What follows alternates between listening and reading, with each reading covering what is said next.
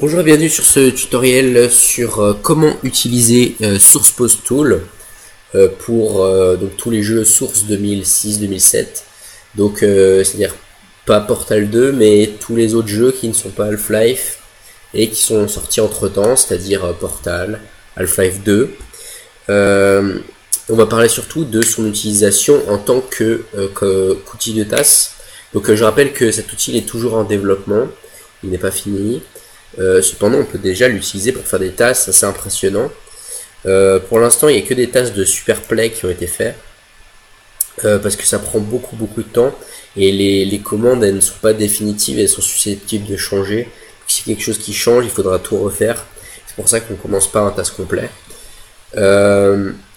Déjà, comment avoir SourcePose Tool? Il faut que vous alliez sur le wiki de sourceruns.org et vous tapiez SourcePose Tool, vous allez le trouver. Donc c'est un outil fait par Yalter. Vous êtes sur Download et vous pouvez aller le chercher. Sachant que c'est la version, la dernière version stable.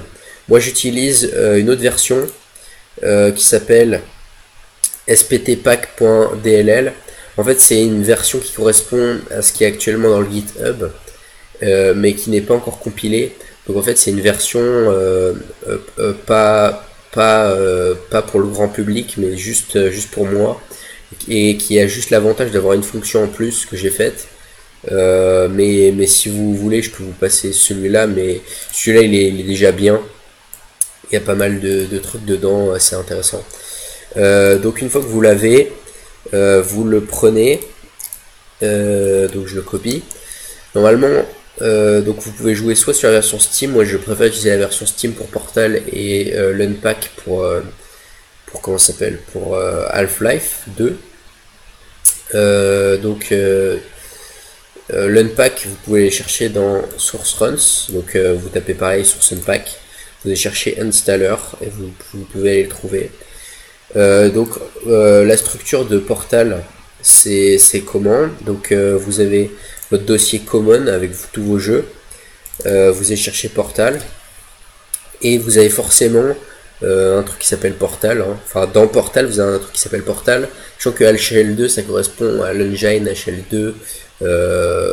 Par exemple on peut charger les cartes de Portal dans HL2, donc vous recliquez sur Portal, donc Portal avec une majuscule, Portal avec une minuscule. Alors vous avez normalement plein de dossiers, donc qui sont ceux-là. Je vais changer l'affichage. Voilà. Alors add-on, bin, CFG, download list, maps, materials, media, resource, save, screenshot, script, sound et task. Vous êtes dans add-on, vous allez mettre votre plugin. Je pense que si vous faites du speedrun en single segment, vous aurez aussi un truc qui s'appelle speedrun demo record. Voilà, donc vous le mettez là. Vous lancez votre jeu. Alors, vous lancez votre jeu, qui est lancé pour moi. Il faut bien sûr que, si vous y connaissez un peu en Portal, il faut que vous allez chercher la console de développement, donc je le rappelle. Oh tiens, petit custom Portal Gun. Alors, vous allez chercher dans avancer, vérifier que activer la console du développeur est bien activé. Et vous allez mettre un settings pour votre binding de console développeur. Donc moi je l'ai mis sur la touche égale. Donc ensuite vous l'ouvrez. Vous allez taper plugin load. Donc SPT pour vous, mais moi j'utilise SPT pack parce que j'ai une autre version. Voilà. Donc il met bien qu'il a été chargé. Voilà, donc vous avez l'outil qui est chargé. Maintenant, donc, comment ça va fonctionner? On va utiliser des fichiers en .cfg couplés à des fichiers de save. Donc, c'est-à-dire que il vous faudra avoir d'ouvert votre dossier CFG. Normalement, vous avez quelques fichiers par défaut, par exemple de chapter 2 à chapter 8, enfin de chapter 2 à 12, il me semble. Enfin de 1 à 12. Vous avez déjà des trucs préconfigurés. Mais c'est pas ce qui nous intéresse en fait, parce qu'en général ce sont que des bindings, des trucs comme ça. Donc c'est pas intéressant. Donc vous allez chercher Notepad++ ou Bloc-Notes, mais c'est plus facile avec Notepad++ parce qu'il y a plus d'outils. Donc vous allez faire nouveau. Donc là, petit truc nouveau, je vais essayer de refaire une screen région pour qu'on voit mieux le Notepad++. Hop. Voilà, un truc comme ça. Voilà.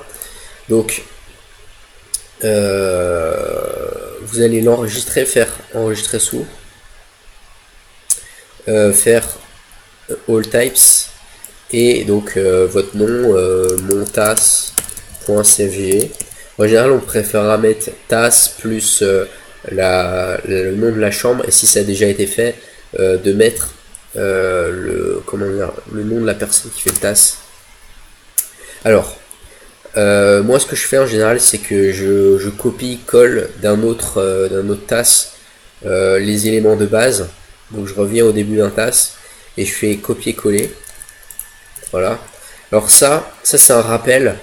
Ça m'aide à ne pas oublier que en fait j'utilise un autre système. C'est un truc que j'ai fait qui s'appelle framerate.cfg. Et en fait dessus ça va permettre d'avoir un meilleur rendu vidéo. Donc en fait ça va retourner sur le menu principal, ça va activer les cheat codes, ça va mettre le framerate à 0,015, ça va mettre l'FPS max à 60. C'est beaucoup plus pratique pour faire le rendu vidéo, sachant que si je fais pas ça, ça va fonctionner mais ça peut être dégueulasse et ça peut laguer, c'est-à-dire il y aura une frame bien, une frame qui va partir en couille, et voilà. Donc je préfère avoir ça. Ça me permet de me rappeler que avant je vais exécuter le framerate. Comme vous voyez, il y a la structure en double slash qui permet de dire que c'est un commentaire. Donc je le mets au début en général de mes tasses. Alors unpause. Pourquoi unpause? Parce que en général, si vous avez source pause tool, vous allez mettre y_spt. Je vais le mettre bien dessus parce qu'on ne doit pas bien en voir beaucoup. y.spt /pause.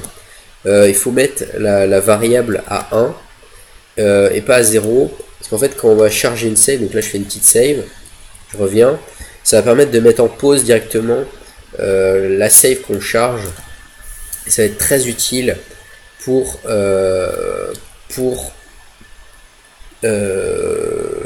lancer le TAS. Donc ça c'est la structure, mettre un unpause au début.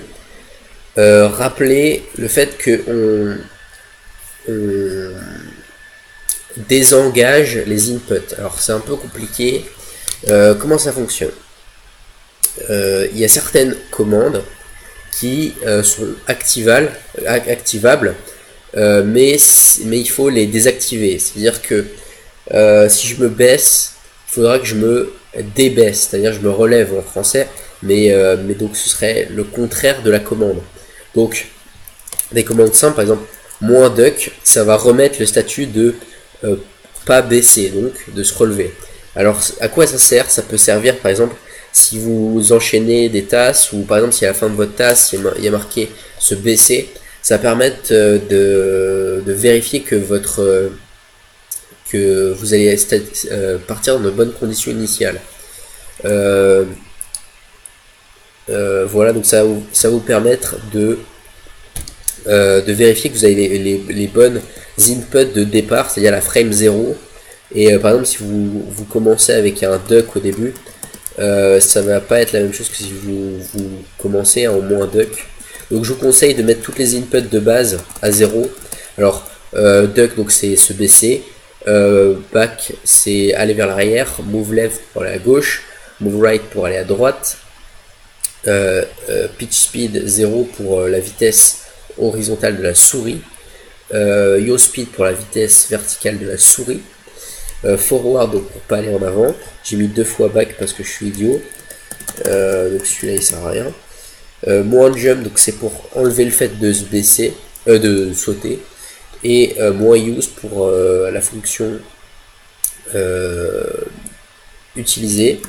Alors il y en a d'autres, par exemple il y a moins attaque, simplement dans celui que j'ai copié-collé il n'y avait pas de attaque. Donc moins attaque c'est pour tirer un portail bleu, et moins attaque 2 pour tirer un portail, comment dire, un portail orange. Si vous n'êtes pas sûr, vous tapez bind et le nom de la touche où vous voulez savoir à quoi c'est affecté. Par exemple, je veux savoir qu'est-ce qui est bind sur ma touche, allez, ma touche Z. Alors je tape bind Z et du coup il met plus forward. Donc du coup ça veut dire que quand j'appuie sur Z, il met plus forward. Alors ensuite, très important, donc ça c'est une commande que j'ai ajoutée sur mon DLL à moi. C'est la fonction setAngle, qui correspond en fait aux angles qu'il y a dans le jeu. Alors il se trouve que quand on charge une save, il peut arriver que l'angle de départ il passe de côté et du coup en fait toutes les actions vont être exécutées très mal, donc du coup ça permet de revenir à l'état initial et d'avoir une meilleure stabilité dans le TAS. Alors pour ce faire, comment savoir quel est l'angle initial de ma save? Par exemple, je charge ma quick save que j'ai faite et là je vois que j'ai un angle, mais sauf que je peux pas le déterminer à main nue. Alors qu'est-ce que je vais faire? Je vais aller dans ma console développeur, je vais taper CL Showpos 1 et il y a une petite fenêtre qui a apparu tout en haut. Donc hop, je fais ça, hop, je fais ça. Voilà. Je fais ça. Voilà. Alors, qu'est-ce qu'on voit? On voit que quand je charge une save, j'ai un angle. Et cet angle, bah là actuellement c'est 31.71.178.90. Donc ça, je peux le reporter sur mon Notepad++ et ainsi avoir ce que je veux. Donc je reporte les données 31.71 178.90. Sachant que la troisième donnée correspond à une donnée de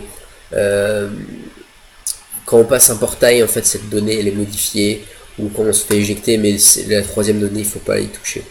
Donc ça en fait c'est une combinaison de deux commandes qui sont setPitch et setYo. Simplement cette commande elle est beaucoup plus pratique pour moi. Alors après record, ça sert à record une démo. Ça c'est une fois que vous avez fini votre task, vous mettez record tel nom comment dire, de nom de démo, et après vous faites stop à la fin et ça vous permet d'avoir un rendu vidéo, ou alors vous pouvez le passer à un encodeur qui se chargera de faire ça. Par exemple moi je remercie Finzi qui me fait mes tasks, enfin qui fait l'encode de mes tasks, c'est super. Alors très important, la commande la plus importante c'est, enfin c'est la deuxième la plus importante, c'est underscore y underscore spt underscore afterframes underscore preset. Pourquoi? Parce que cette commande elle va permettre de remettre à zéro le compteur de frame, et bien évidemment un task commence à la frame 0, donc il faut commencer par mettre ça. Ensuite j'ai oublié de copier-coller une commande, alors on va prendre celle-là. Voilà, alors la fonction la plus importante c'est celle-là, underscore y underscore spt underscore afterframes, le nombre de frames. Donc par exemple si je dis au bout de 10 frames exécuter ce qu'il y a là, alors là j'ai dit plus back point virgule plus duck. Alors qu'est-ce que ça va faire? Ça va faire que si je l'exécute, donc au bout de 10 frames ça va me toggle le fait d'aller en arrière, donc ça va aller en arrière pendant longtemps jusqu'à ce que je l'annule, et ça va me crouch, donc me faire baisser. Ensuite, donc ça évidemment il faut le coupler à d'autres données, et ça va permettre d'avoir d'autres choses. Alors comment faire la lecture du TAS? Alors, je reviens sur une autre région, bon, ça comme ça. Alors comment faire une autre lecture? Alors moi j'utilise pour les tasks les touches 1 et 2. Alors sur mon bind 1 j'ai je mets bind 1. Alors je sais pas si on voit bien. Voilà, bind 1. exec, merde, exec, le nom du task, donc là je crois que je l'appelais mon task, entrée, ça va assigner à la touche 1 le fait de faire ça, bin 2, alors stop, c'est dans le cas où j'enchaîne les différents tasks, ça m'aide, mais c'est pas obligé de mettre stop au début. Exec framerate, donc c'est ce que j'ai parlé, c'est le rendu vidéo. Et enfin load, donc comment dire, le nom du fichier de save. Là la mienne elle s'appelle quick parce que j'ai fait une quick save, mais normalement elle a un autre nom. Alors comment faire d'autres noms de save? Vous tapez save et le nom de la save que vous voulez faire, donc par exemple mon task, voilà, mon task, et du coup ça save mon task, enfin le fichier save, donc mon task, voilà, et voilà. Donc du coup si j'appuie sur 2, ça me disconnecte, exécuter le framerate, charger la save. Comme j'ai YSPT pause mis à 1, ça va mettre pause automatiquement. J'ai plus qu'à appuyer sur 1 et ça va exécuter le fichier de task. Sauf que je crois que je me suis trompé dans la nomenclature. Ah oui merde, je me suis trompé. Qu'est-ce que j'ai fait? Ah oui, je l'ai pas sauvegardé. Effectivement, si on sauvegarde pas, ça va beaucoup moins marcher. Donc, je le relance. Voilà, au bout de 10 frames, ça toggle duck et ça toggle le fait d'aller en arrière. Donc, évidemment, ça prend beaucoup de temps. Le truc le plus chiant, c'est d'aller chercher les mouvements de caméra avec YSPT set angles. Alors, je vais montrer quelques trucs déjà finis, mais d'abord, je vais montrer une commande qui s'appelle YSPT, non pardon, underscore YSPT, SPT, underscore, s'appelle, non c'est Y, voilà, YSPT auto jump. Alors, moi je préfère ne pas utiliser cette méthode, mais vous pouvez l'utiliser. C'est en fait ça va faire que à chaque frame vous allez pouvoir sauter plusieurs fois et en fait techniquement ce qu'il faudra faire en commande c'est à la frame 10 je mets mon plus jump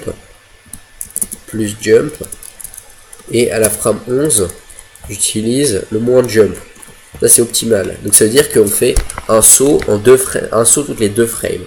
Sauf que ce truc là il est conditionné pour la segmented et en fait ça va rendre le task à faire beaucoup plus simple parce que vous n'aurez pas à faire tout ça, mais il y a certains problèmes du fait que ce soit legit ou pas, donc vous pouvez le faire, mais simplement moi j'aime pas trop, donc vous faites comme vous voulez. Voilà. Donc je vais montrer un task fini, enfin un task fini. Je vous rappelle que c'est des super plays parce que l'outil n'est pas fini. Alors quels sont les défauts alors déjà les avantages. L'outil il est assez stable, c'est-à-dire il va pas crash. Il a la capacité aussi d'avoir des rendus vidéo assez nets. Il a des fonctions qui sont très utiles, c'est-à-dire il y a tout de mis. Le désavantage c'est que tout ce qui est mouvement de cubes dans l'espace et les cubes droppers, par exemple ça, attendez, je mets moins duck, moins back, voilà. Alors ça là, le mouvement de cube dropper, donc c'est-à-dire ce qui va faire tomber le cube, est aléatoire. Malheureusement ça on ne sait pas le contrôler. Et pareil pour tout ce qui est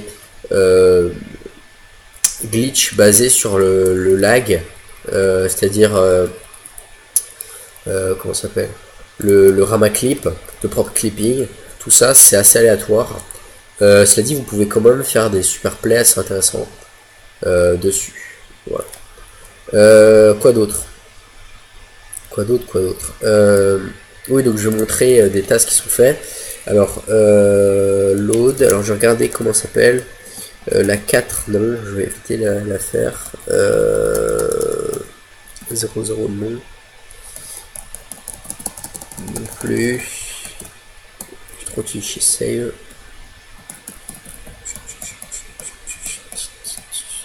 Test de la 19, voilà. Alors, je vais faire un bindings sur 2, correspond à stop, underscore, point virgule, exec framerate, load, task 19, et bin 1.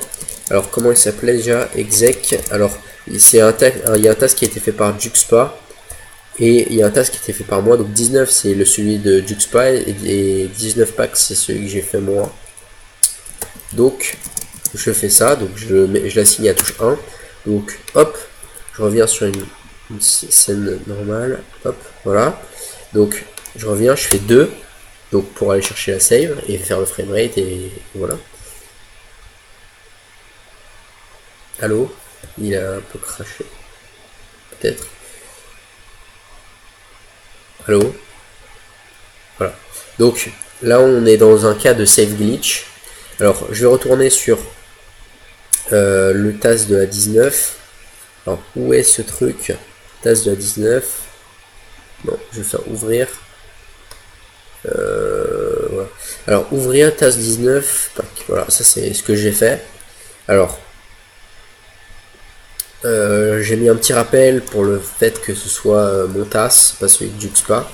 Alors, ce que j'ai fait, à la frame 0, je mets back, c'est-à-dire je vais reculer. Je vais aller vers la gauche, c'est-à-dire je vais me coller contre la vitre qui se trouve là. Je vais mettre la vitesse comment s'appelle, de la souris à 0. Et les autres variables, évidemment, je vais les désactiver. Hop, je vais ça. Je vais mettre que l'angle va être exactement celui-là. Et en fait, c'est parce que j'utilisais une ancienne nomenclature qui correspond à l'ancienne version de SPT. Voilà. Alors, je reset les frames, très important. Au bout de 17 frames, je vais ne pas reculer. Je vais arrêter d'aller vers la gauche.